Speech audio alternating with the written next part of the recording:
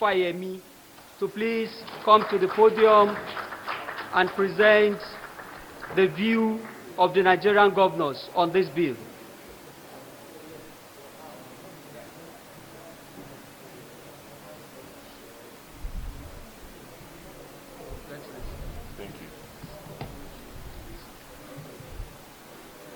Thank you, moderator.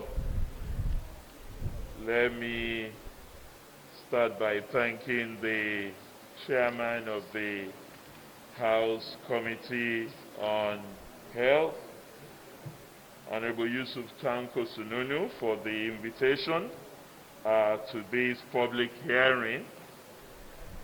Your Excellency, the Speaker of the Federal House of Representatives, here represented by my own brother and longtime friend, the leader of leaders, Right Honorable Adodogwa, the distinguished chairman of the Senate Committee on Primary Health, Senator Utazi, and the Senate Committee on Health, Senator Dr. Yaya Oloriegbe, the chairman of the Senate, the Deputy Chairman of Senate Committee on Healthcare Services, my brother, Honorable Dr. Senator Dr. Samuel Adejare, other members of the House Committee on Health Care Services and Health, my brother, the chairman of the Northern Governors Forum, who is here in his capacity as a distinguished member of the Nigerian Governors Forum, and not as a representative of the All Progressive Congress. In the Nigerian Governors Forum, we have governors from both sides of the divide. Right Honorable Speaker, so we are here on behalf of the Nigerian governors, the 36 of them. Other distinguished leaders who are present here and participants, I've seen the DG of NAFDAC, I've seen my president, the Labour Congress, I've seen the DG of NCDC, I've seen many people, which speaks to the importance of what we're doing here today. Our own Director General is also here at the Nigerian Governors Forum. And I'm delighted that we are given the opportunity to speak to this, having gotten into some rough weathers with the House of Representatives over our concerns as expressed on this particular bill. But I want to commend the Right Honorable Speaker for dousing that tension and getting across to me. And we spoke as brothers to say we're all in this together, and our interest is to ensure that we prepare in a manner that these public health challenges, which will not stop. We pray that COVID comes to an end and a vaccine is discovered very soon to tackle it. But we know, as professionals tell us, that another public health emergency will come up in future. And what we're all dealing with here is to have a framework that would enable us address the challenges that may not have been covered in the Quarantine Act, and that may also not have been fully addressed in the NCDC Act, but which would help us to deal with this pandemic in the event of another one coming up. And for us at the Nigerian Governors Forum, our position is that any disease with significant threat to public health that will require authorizing measures that may potentially infringe or otherwise reserve human liberties, the proposed measures must take into account a number of ethical considerations balancing public health against human rights. These considerations include public health necessity. The measures must be exercised on the basis of a confirmed or suspected threat to public health. It must be by reasonable and effective means. The means clearly that all must see as being effective in preventing or reducing spread. It must be the least restrictive intervention. It must aid distributive justice. It must promote trust and transparency and ensure that the procedural rights are clear to all. And in the event of the need for compensation, it must also provide for fair compensation. And any intervention seeking to provide a comprehensive legal and policy framework to ensure the effective management of cases involving infectious diseases, streamlining of public health responses and preparedness, involvement and coordination of all tiers of government, and transparency in the management of infectious diseases is a positive development that must be commended. And the effort of the House Committee and the entire House of Representatives is one that we commend wholeheartedly. I'm glad, however, that a number of caveats have come up by previous speakers, particularly Senator Utazi highlighted what may be limitations, and even Right Honorable Adodogwa also highlighted that this is really not the end of the road. It is the beginning, and we must consider this document an imperfect document. So whatever I say is not an indictment or a criticism from the Nigerian Governors Forum. It is a reflection of what we see, even as we deal with this pandemic, that it is largely local. And we have to have a response mechanism that is also local in its universality, because in dealing with it, it's a universal challenge, but there are local circumstances and local issues that would enable each state deal with it, each local government deal with it, and even the federal government deal with it differently. And so for us, there is no question that the Quarantine Act is inadequate. It's a 1926 law, so let's not even go into that debate. The question is, how do we make that, how do we organize an improvement that would then respond to the challenges of the moment? And in responding to that, let me say, governors in Nigeria over the last few months, from round about March to now, have worked very closely with the NCDC. And we can attest to the capacity, the commitment, and professionalism of the leadership of NCDC. But we would also tell you that NCDC has finite resources, limited number of staff, and in the end, it's overwhelmed by this challenge that we're dealing with. And that is why it is important that taking the framework from NCDC is important as our national body dealing with public health issues. But ensuring that we capacitate local institutions would be central to it. And that's what brings me to the heart of the matter. This act and the bill, both the Act, the Quarantine Act, and even now the bill, gives governors and states very scant operational space to maneuver. And even the limited space that was given in the Quarantine Act is being taken away by this bill that we're currently considering. The bill takes away the only authority the governors have to take specific steps and measures in their domains during an outbreak of an infectious disease.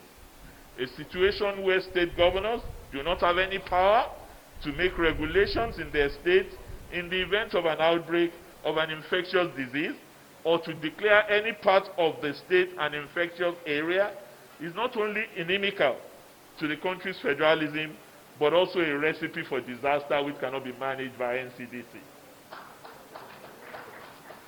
So, the situation will pose a challenge if states need to urgently make regulations to control the further spread of an infectious disease where the president is yet to do so. And we've seen that in our current situation. The president, in the COVID-19 regulations, restricted movement in only 2 states, Lagos and Ogun, including the FCT. And this would have been chaotic had this bill been in existence before this current pandemic, because the existing legislation governing infectious diseases and curbing the spread thereof. The state governors, in exercise of the powers vested in them by the Quarantine Act, have all taken steps to issue executive orders, because that is provided for in the Quarantine Act, to ensure the control and the spread of the virus in each of their states, since the regulations made by the president did not extend to the other 34 states. The only time it did was when we now advised the president via the Presidential Task Force on interstate boundary lockdown, so that the spread of the diseases could be restricted as much as possible to areas where the pandemic epicenter was at the time. So for us, we believe that there are a number of provisions in the bill that must be reviewed, and we would crave the indulgence of the Joint Committee to look into this. I have spoken about the powers, for example, and the work that the Director General of the NCDC has been doing. But we think, at the level of governors, that this bill appears to vest overbearing discretionary powers on the Director General of the Nigerian Center for Disease Control. Anyone who has read it would know what I'm talking about.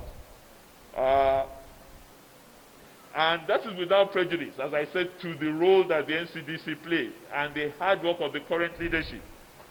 But we all know, as Democrats, that it is always dangerous to vest uncontrollable powers on any one person. The bill empowers the NCDC to perform certain acts which are directly in conflict with constitutional guarantees to fundamental human rights.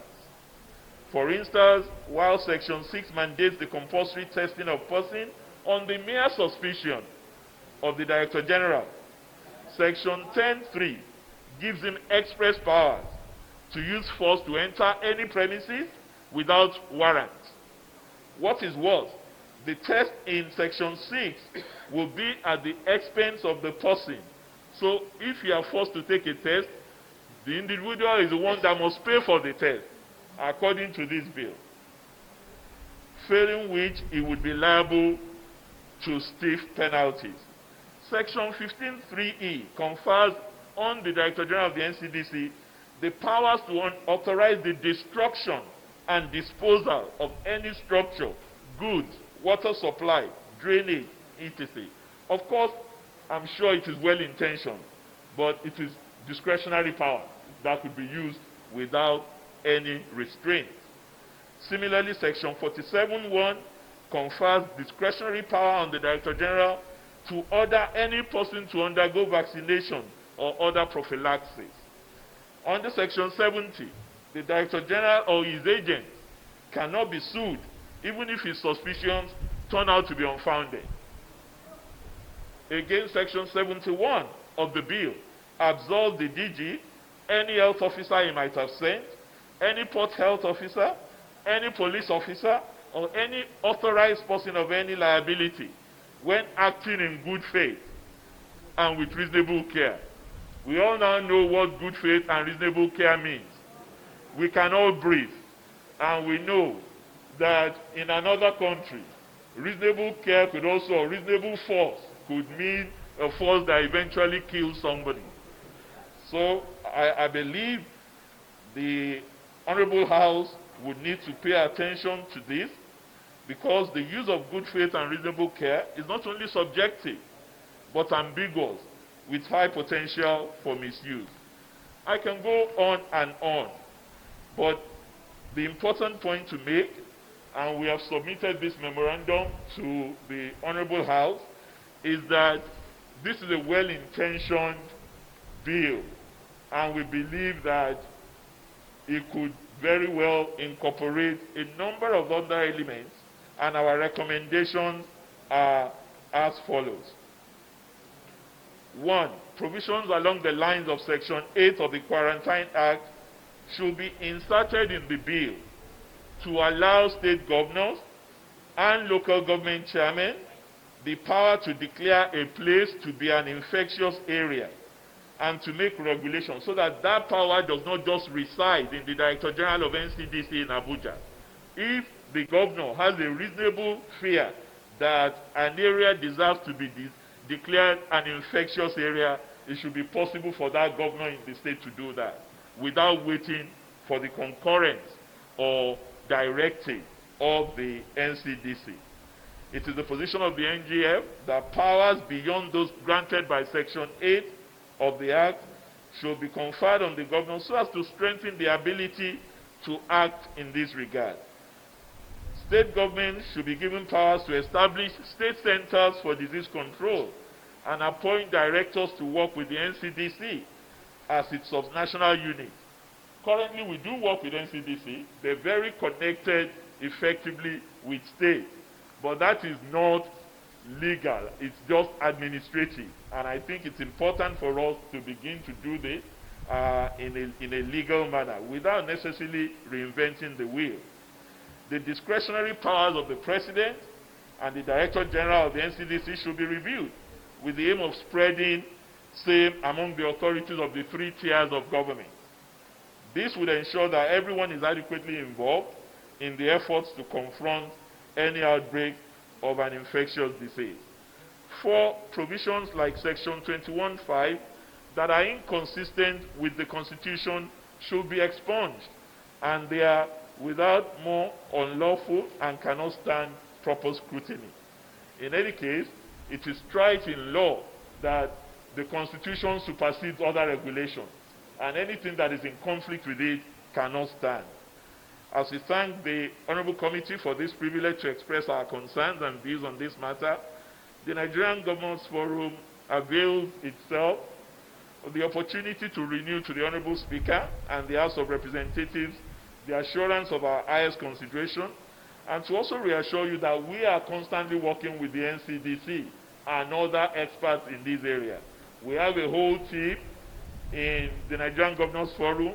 Our health desk is full of experts, and we're willing to share them with the experts in the House of Representatives and the distinguished Senate Committee on Health in order for us to come out with a much more robust law at the end of the day. I thank you for this opportunity on behalf of all my colleagues, and want to reassure you that we're partners for progress and for the deepening of this engagement and preparation against all future pandemics. Thank you. God bless you. Thank you so very much, Your Excellency. That was a very elaborate... You just listened to the chairman of the Nigeria Governors Forum, Fayemi, who is also the governor of Ekiti State. And for many, he may have just summarized the submissions of everyone here today, especially from the point of view of